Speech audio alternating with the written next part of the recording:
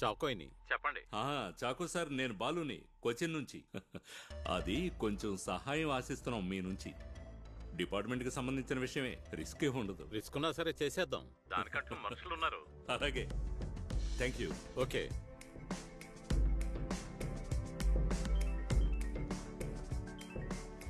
Sir. బాబా, నువ్వెక్కడున్నావు? ఆఫీస్లోనే sir. అర్జెంటుగా నిన్ను కలవాలి. ఏంటి సార్ విషయం? కలిశాక చెప్తాను.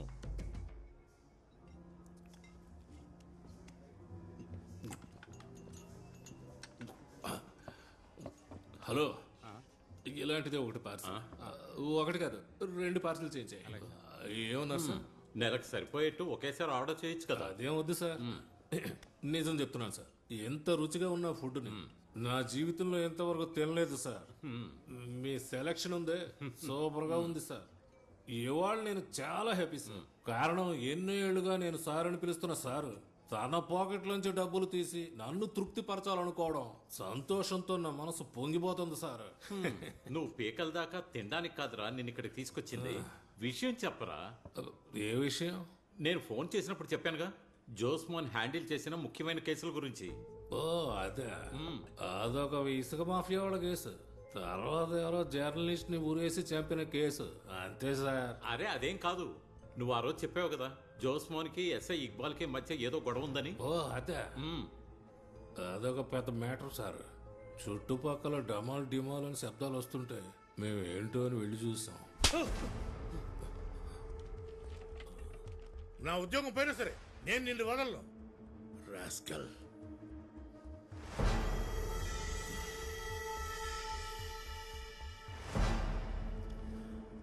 అన్నట్టు ఈ జోస్ ఇక్బాల్ ను కొట్టడానికి ఏంటి కారణం? సార్, అది ఒక చిన్న అమ్మాయిని 4-5 కలిసి బెదిరించిన case.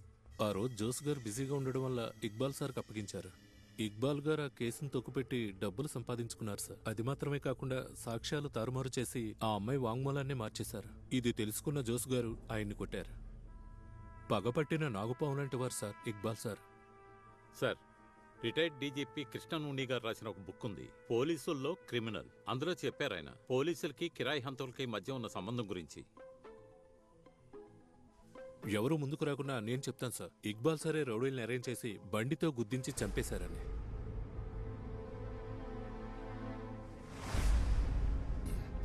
Thank you for the information sir.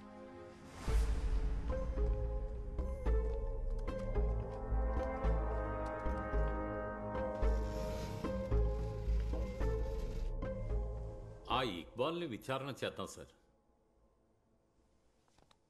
చనిపోవడానికి ముందు రోజు వాకింగ్ అని బయలుదేరి వెళ్లిన జోస్ ఇక్బాల్ ని ఎలాంటి పరిస్థితుల్లో చూసినా నర్వస్ అవ్వడు. నడిచింది చాలు అని ఇంటికి రాడు. ఒక్క మాట కూడా మాట్లాడకుండా ఇంట్లో ఊరికే కూర్చోడు. అలాంటిది ఒక ఫోన్ కూడా చేయకుండా, వచ్చిన ఫోన్ని అటెండ్ అవ్వకుండా ఉంటాడా? No sir. సో కారణం ఇసుగా సున్నో ఇక్బాలు కాదు. It should be something beyond that. Sir, ఓ 2 రోజులు నేను ఇక్కడ ఉండడం కుదరదు. ఫ్యామిలీ మొత్తం వేలంకనీకి వెళ్తున్నాం. వెళ్ళండి.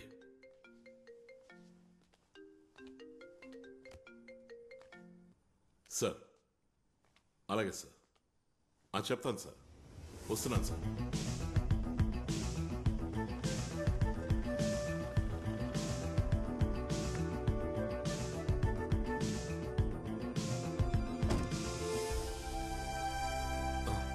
కూర్చోండి. ఇది నాకు మెయిల్లో వచ్చిన ప్రింట్అవుట్.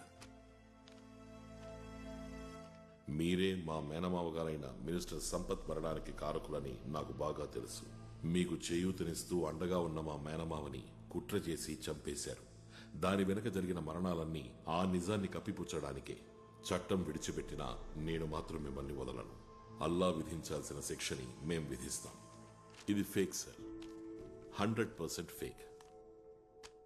ఈ ఉత్తరంలో చేసిన భాషా ప్రయోగం అంత మెచ్యూరిటీగా లేదు, ఆకతాయితనంగా ఉంది.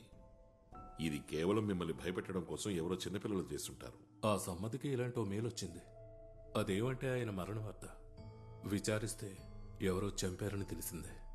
మీరు భయపడలేదా? నాకు లేనిది అదే కదా సార్, భయం. భయం లేదా? ఆ విద్య ఏదో నాకు నేర్పించచ్చు కదా. Seriously? Yes, really. CI Jose హత్యతో పాటు మిగతా హత్యల గురించి కూడా ఇన్వెస్టిగేట్ చేయాలని సీఎం ఆర్డర్ వేశారు. Official communications will follow. Sir, including minister సమ్మద్ మరణం?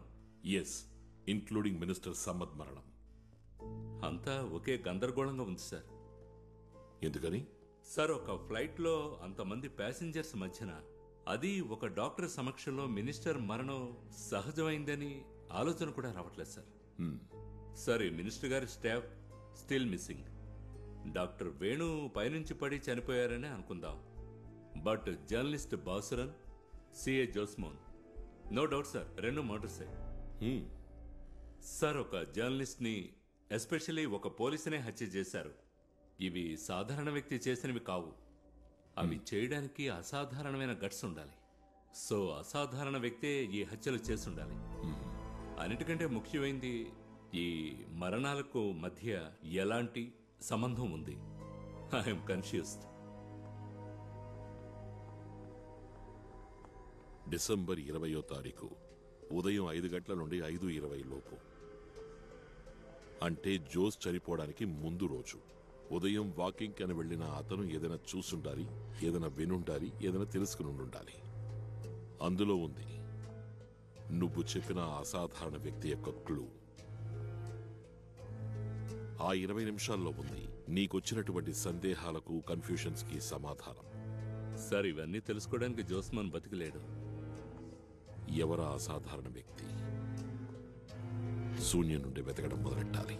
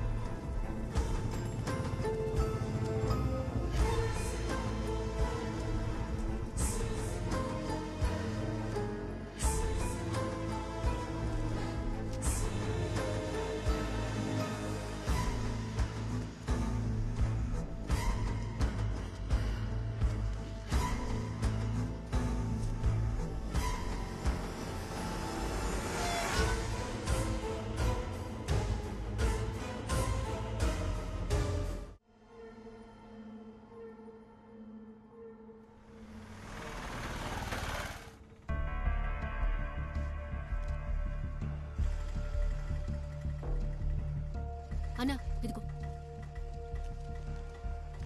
ఆఫీస్ లో సిగ్నల్ లేదంతే, Good morning. వేరే ఎలాంటి ప్రాబ్లం లేదు. సార్ లేరా? సాల్వ్ చేస్తానులే. సార్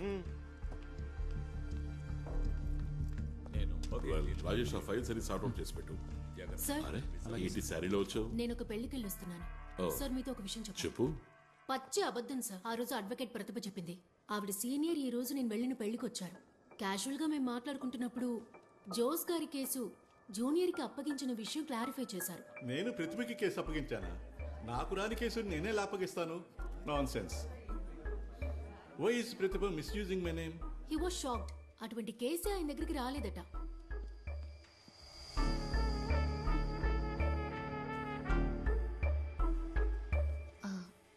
ఆ రోజు అబద్ధం చెప్పినందుకు నన్ను క్షమించండి సార్. నేనే వెళ్ళి క్యాన్వాస్ చేశానని చెప్పడం ఇష్టం లేక సీనియర్ పేరు చెప్పాను. అంతేగాని ఎవరికి ద్రోహం చేయాలనే ఉద్దేశం లేదు. ఆ రోజే చెప్పాను కదా, చిక్కుల్లో ఇరుక్కున్న భర్తని కాపాడడం కోసమే. ఆ ఉద్దేశమే కానీ వెళ్దాం. ఆ అబద్ధం చెప్పినందుకు శిక్ష నాకప్పుడే పడింది.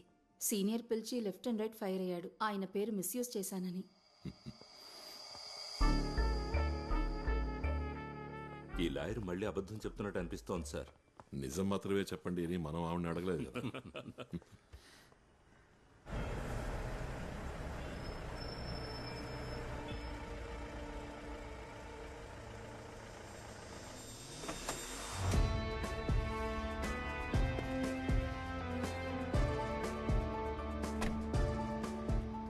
హలో, కొంచెం నవ్వండి సార్.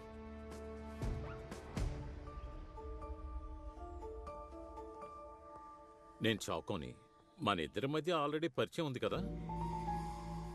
ఇలాంటి యూనిఫామ్ వేసుకుంటే నువ్వు చెప్పిన ఆ ప్రకాష్ ర్యాంక్ ఎంతో తెలుసా? 132.5 కిలోమీటర్ల దూరం వెళ్లారని తెలిస్తే నువ్వు ఇక్కడ సెల్యూట్ కొడుతూ నుంచుంటావు. ఇదిగో ఇలా. ఏంటి వెళ్ళనా?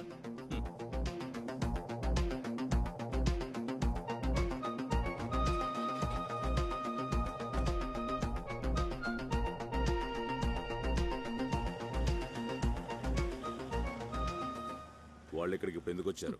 బాత్రూమ్ కడిగిపోదామని. సత్యదాస్కి ఏదైనా తెలుసా? తెలియకుంటే ఒక అతన్ని కస్టడీలోకి తీసుకుంటాడా? కొంచెం సహాయం చేయండి.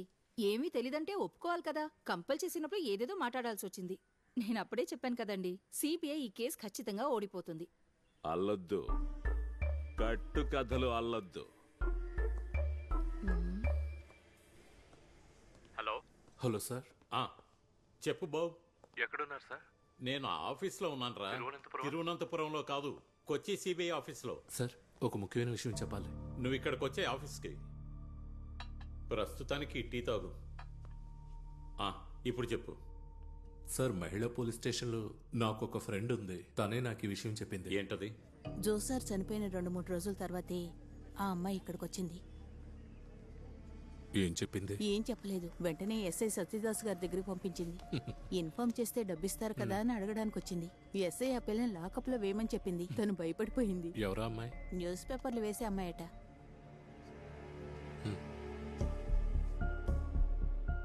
టెన్షన్ అవ్వకు, వెంటనే ఇక్కడి నుంచి వెళ్ళిపోవచ్చు.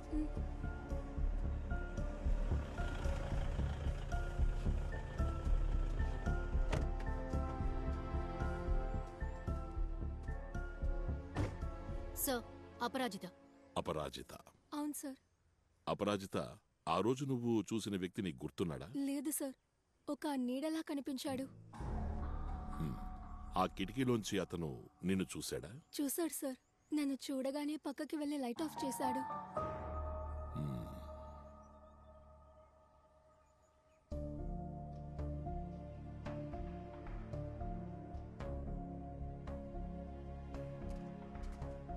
ఈ ఇంట్లో ఆల్రెడీ ఏదో గొడవ ఉందని పక్కింటి వాళ్ళు చెప్తున్నారు. సార్, ఇది ఇల్లు కాదు, గెస్ట్ హౌస్. దీని ఓనర్ శామ్. కనిపించకుండా పోయిన ఆ శామ్ రాసలీలలో, ఇల్లీగల్ బిజినెస్ లో అన్నీ ఇక్కడే. అప్పుడప్పుడు ఈ ఇంటికి ఎవరో రావడం పోవడం ఇక్కడ ఉన్నవాళ్ళు చూశారంట.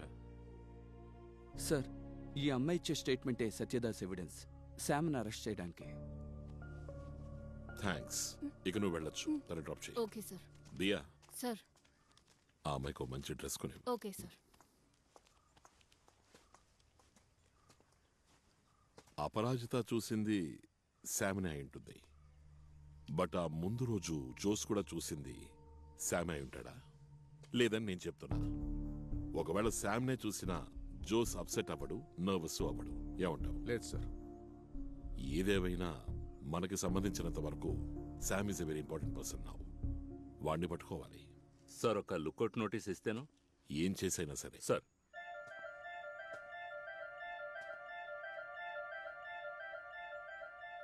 ఇంట్లోకి వెళ్ళి చూడాలి. ఏదో ఇప్పుడే వెళ్ళి చూద్దాం సార్. చాకో, మనకి పోలీస్ స్టైల్ అవసరం లేదు. We will go through proper channels. Sorry, ఆవేశపడ్డాను. విసులూదిన భాసురానికి ఈ గెస్ట్ హౌస్ గురించి ఏమైనా తెలిసే ఛాన్స్ ఉందా?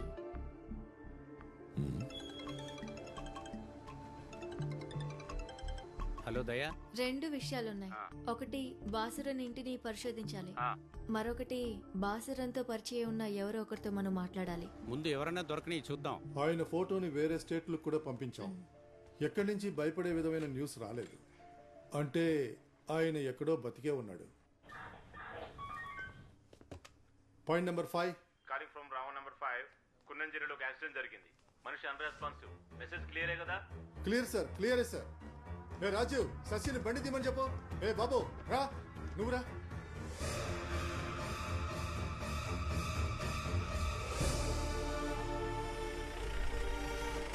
Sir,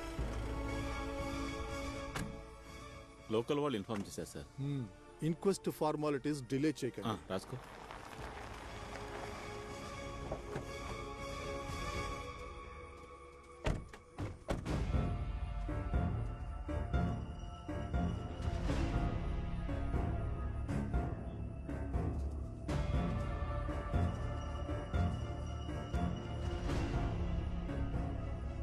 గుద్దింది driver side, direct hit. Sir నా అనుమానం ఎవరో గొంతు నిలిమినట్టుంది ఫ్రమ్ బిహైండ్ ద సీట్. ఒకటే రోపును ఉపయోగించి ఉండాలి, లేదంటే చేతులతో గొంతు నొక్కి ఉండాలి. ఇంకో ముఖ్యమైన విషయం ఏంటంటే మేము ఇప్పుడే శామ్ ఇంటి గేట్ దగ్గరకు వచ్చాం. అంతలోనే విషయాన్ని తెలియాల్సిన వాళ్ళకి చేరవేశారు. ఇది యాక్సిడెంట్ అయ్యే అవకాశం లేదు sir. Okay mister మామన్ Verghese sir, 1వ తారీఖు నాడైనా ఆఫీస్ లోపలికి రండి. జీతం తీసుకోవాలి కదా. అలాగే సార్.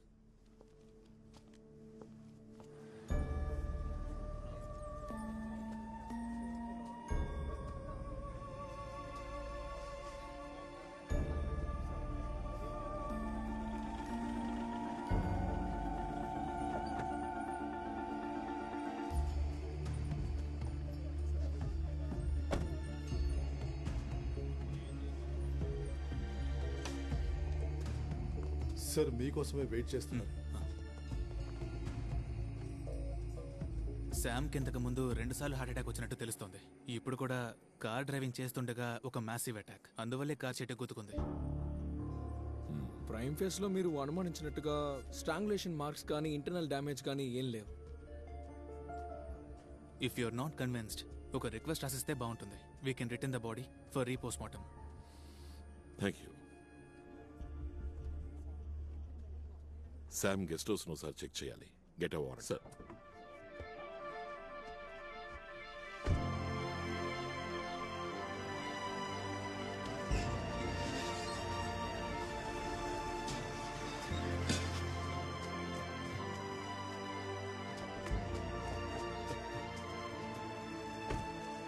తలుపులు తీ. అలాగే సార్.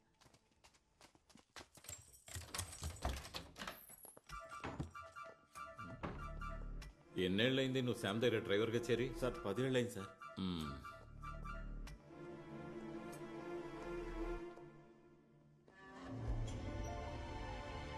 ఇలా రా నువ్వు.